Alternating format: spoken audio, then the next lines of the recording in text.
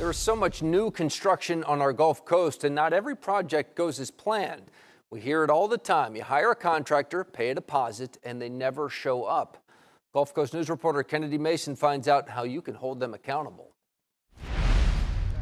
These papers are Barabara Antonucci's constant reminder. This is everything that they were supposed to do. Of what she went through after Hurricane Ian. I had very minimal damage from Ian, but I didn't have the hurricane shutters. I just had the metal ones that you had to put over the windows. So after Ian, I decided I wanted them. She walked us through where she was supposed to get hurricane shutters. This one. Yeah, this front window here. Good. And then around the back of the lanai. So pretty much every window. Yeah. They've since been put up by a different contractor because contractor Brian White promised to do the work but never did. They came out on April 28, 2023. So that was, what, 6 months after Ian? And gave me an estimate of, it was going to cost $9,800.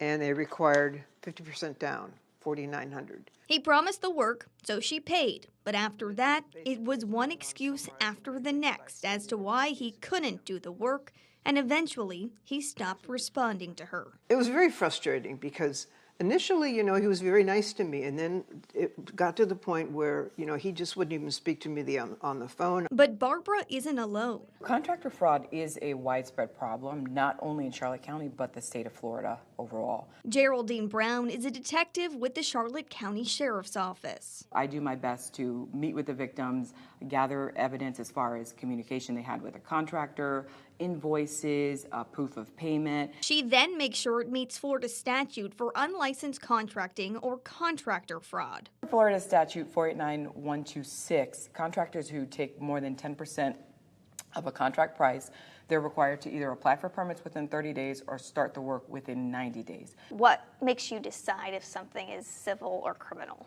They have to send a demand letter to the contractor stating that they either need to pull the permits, they need to start the work, or demand a refund. Homeowners have to give the contractor 30 days to take action.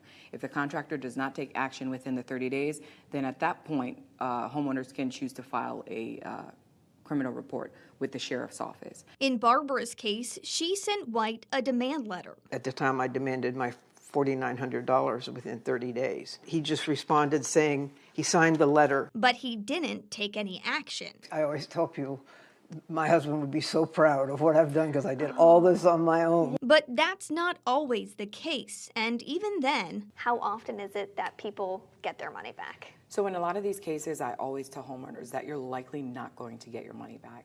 But as an investigator with the sheriff's office, I do my best. While Barabara knows she'll never see her money again, she is grateful for two things. I think our satisfaction is that we did put him out of business to save other people from becoming victims, because I know that they would have. So hear me when I say, if you do commit this crime in Charlotte County, we will come after you. Now she just hopes the state attorney's office can put an end to this case so she can get the full justice. Justice to me would be putting him in jail for 10 or 15 years. She believes she deserves.